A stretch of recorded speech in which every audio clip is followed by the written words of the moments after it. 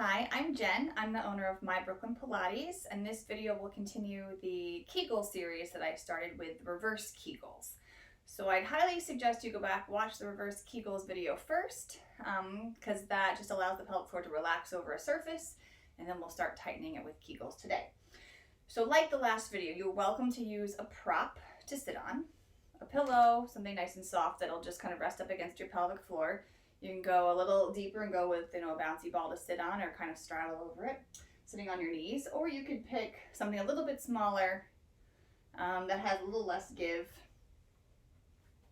This is what I'm going to go with. So it's a Nerf basketball. You can go even harder than this if you'd like, but that's a deep tissue massage. So if you want to use a prop, also, if you're expecting or have a pelvic floor dysfunction, you may want to, I highly recommend that you speak to your pelvic floor specialist or your OBGYN or whatever physical therapist that you're going to, and just check to see if you should be using something like this or if you're better off going with a pillow.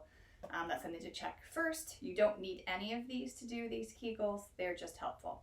So you're going to take one of the props, go and have a seat on top of it. It's going to go right where your pelvic floor is. So first, if you're sitting on one of the props, even if you're just sitting here, you're just going to think about first relaxing your pelvic floor.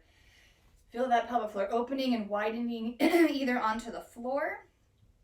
The cat's joining us. If you've watched the diastasis recti videos, she's in half of them. She's going to become a YouTube sensation, just the cat. So she may wander in and out through our video. And so first, we're just relaxing the pelvic floor over the prop onto the floor.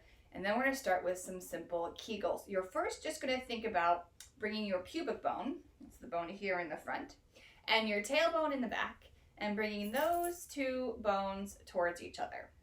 So as if they're going to come and meet in the middle. That's your focus, is not muscles, but bones. We're going to think about moving the bones.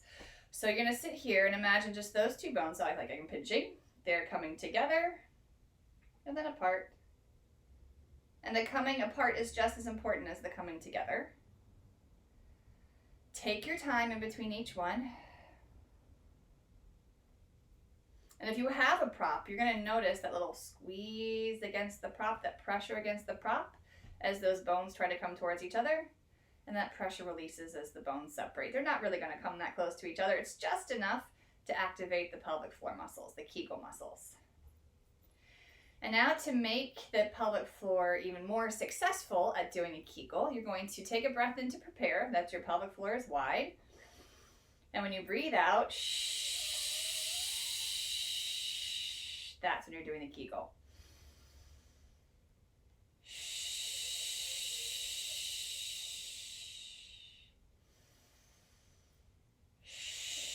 Now, if you're starting to notice tush muscles or ab muscles or anything face muscles, anything else trying to tighten, take another breath, take a full breath cycle and just relax. And then just start to do a Kegel and only squeeze where you feel like everything else is relaxed. It's really just your pelvic floor activating. But sometimes if you try to squeeze a little too tight too quickly, other things start to clench. Your butt starts to clench. We don't want that. We want just the pelvic floor. So it can be nice and light and gentle. And you can work your way up to a little more intense, which I'm actually going to do on another video. We'll do kind of a change in intensity in Kegels.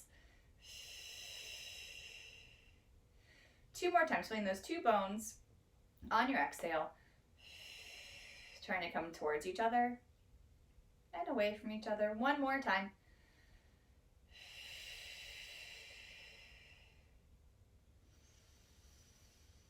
All right, come off of your prop. Just see what your pelvic floor feels like. I always feel my sit bones a lot more. I feel like they're wider. I feel like I have a better connection with them into the floor every time I do Kegels or reverse Kegels on a prop such as this. So just stay here, take a breath, and just relax. A couple reverse Kegels. You're not trying to do a Kegel, you're just relaxing them.